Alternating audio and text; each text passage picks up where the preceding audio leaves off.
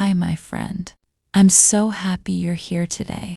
We are starting a very special story about a young boy who followed his passion and changed the world. My name is Emma, and I'll be your narrator for this journey.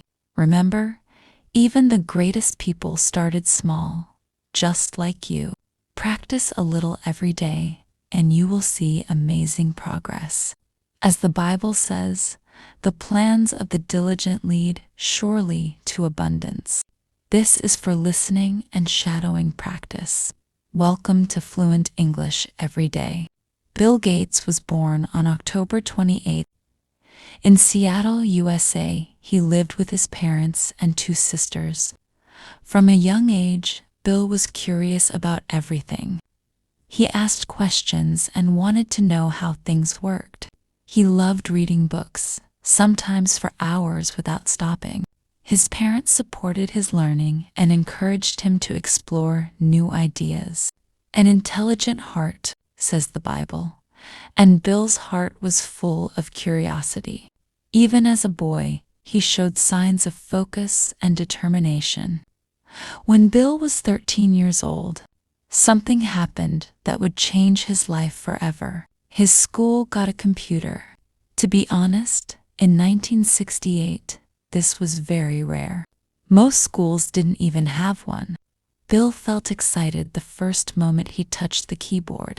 He learned quickly and spent many hours practicing. Sometimes he skipped other activities just to spend more time on the computer. It was as if he had found his purpose. Commit your work to the Lord, and your plans will be established. And Bill committed himself to learning. At school, Bill met Paul Allen, a boy a few years older. They both loved computers deeply. They spent hours together writing programs and solving problems. Sometimes they stayed at school late into the night, lost in their work. They challenged each other to think bigger and to try harder. They believed that computers could change the future. Iron sharpens iron, and one man sharpens another, says the Bible. And Bill and Paul sharpened each other's skills every day. Their friendship became the foundation for something much greater. Out of nowhere, an opportunity came.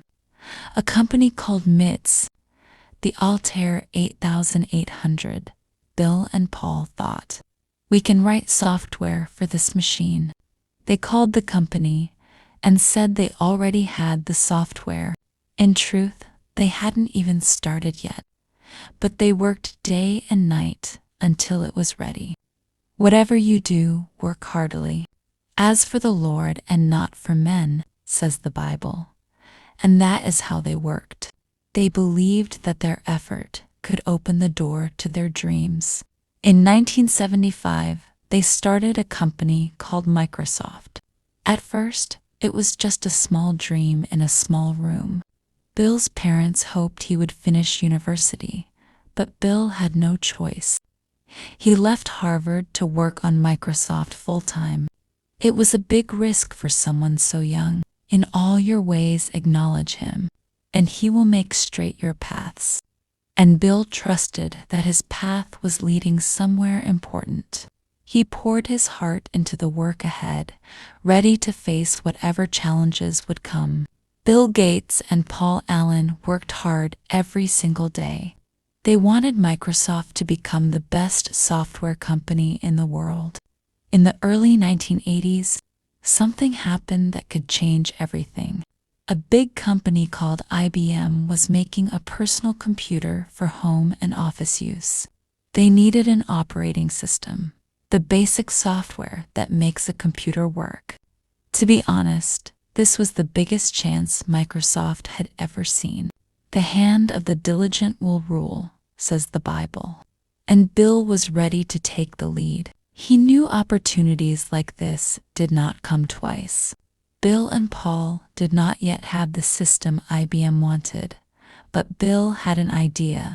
He found a small company that had written a program similar to what IBM needed. Microsoft bought it, improved it, and named it MS-DOS. IBM used MS-DOS for their computers, and it became a success across the country. Other computer companies started using it too. Do you see a man skillful in his work? He will stand before kings, says the Bible. And Bill's skills were now opening doors worldwide. The small dream they began in a tiny room was growing faster than they had imagined. Still, Bill did not stop there. Out of nowhere, he introduced something even more exciting: Windows. It was a new way to use a computer, and for the first time, people could click with a mouse instead of typing every command. It made computers easier for everyone. The wise lay up knowledge, says the Bible. And Bill was building a future filled with possibilities. People in homes, schools, and offices started using Windows. Microsoft's influence spread around the globe, and Bill's vision was becoming reality. By the 1990s, Microsoft had become the most powerful software company in the world. Bill Gates was now one of the richest men alive. But his life was not only about money or business. He started thinking about how he could help the world in bigger ways. A generous person will prosper. Whoever refreshes others will be refreshed, says the Bible. And Bill wanted to refresh the lives of others. His heart began to focus on giving as much as on building. He wanted his success to mean more than just wealth. In 2000, Bill and his wife, Melinda, started the Bill and Melinda Gates Foundation. Their mission was to fight diseases, improve education, and help people in poor countries. They gave billions of dollars to support medical research and learning programs. Speak up for those who cannot speak for themselves, says the Bible. And Bill used his voice and resources to help those in need. He traveled to meet leaders, doctors, and teachers who shared his mission. His work began to touch millions of lives beyond the technology world. But success came with challenges. Competitors tried to take Microsoft's place. Governments questioned how the company operated. Bill faced long legal battles and constant public pressure. When you pass through the waters, I will be with you, says the Bible. And Bill stayed calm in the storm. He focused on finding solutions instead of being discouraged by problems, even in hard times. He continued to believe in the work he was doing and the difference it could make. After many years of leading Microsoft, Bill Gates began to feel a new calling in his life. In 2008, he stepped down from his daily work at the company. He wanted to spend more time on the charity work of the Bill and Melinda Gates Foundation. To be honest, many people thought he would stay at Microsoft forever. To everything there is a season, says the Bible. And Bill knew this was a new season. His heart now focused more on helping people than on building software. He wanted to make the world a better place for everyone. Through his foundation, Bill has given billions of dollars to fight diseases like malaria, HIV, and polio. He has helped to provide clean water, better schools, and healthcare in poor countries. Whoever is generous to the poor lends to the Lord, says the Bible. And Bill gave with open hands. His work saved millions of lives and gave hope to many families. He often visited places in need, not just to give money, but to listen and learn. This made his giving personal and powerful, not just financial. Out of nowhere, Bill also became a strong voice for climate change. He began writing books, giving speeches, and meeting leaders to find solutions for the planet's problems. The earth is the Lord's, and everything in it, says the Bible, and Bill wanted to protect it. He invested in clean energy projects and encouraged innovation in science.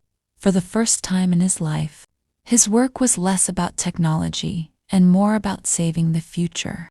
His passion for learning never stopped. It simply changed direction. Bill often says that success is not just about making money, it's about making a difference. Let us not grow weary in doing good, says the Bible. And this became his personal mission. He believed that even small acts of kindness can create big changes over time. Bill used his influence to inspire others to help, to give. He showed the world that true greatness is measured in the lives you touch, not the wealth you keep. Today, Bill Gates is respected not only as a business leader, but also as a humanitarian. People admire his vision, his generosity, and his determination to keep learning. The fear of the Lord is the beginning of wisdom, says the Bible, and wisdom guided his choices. Bill continues to work for a better future, reminding us that our purpose can grow and change as we do. His story is proof that one person's passion can transform the world for millions. My friend, you are stronger than you think. Just like Bill Gates, you can start small and still achieve great things. In all your ways, acknowledge him, and he will make straight your paths, says the Bible. And your path can lead to amazing places. The key is to keep going, keep learning, and never give up on your dreams. Even the greatest journeys begin with a single step. You did amazing today by listening and practicing in English. Thank you for joining me in this 3-part journey. If you enjoyed this story, please subscribe to Fluent English every day so you can keep practicing every single day. Remember, the plans of the diligent lead surely to abundance, and even a little English practice today will make you better tomorrow. Keep shining, keep learning, and keep moving forward.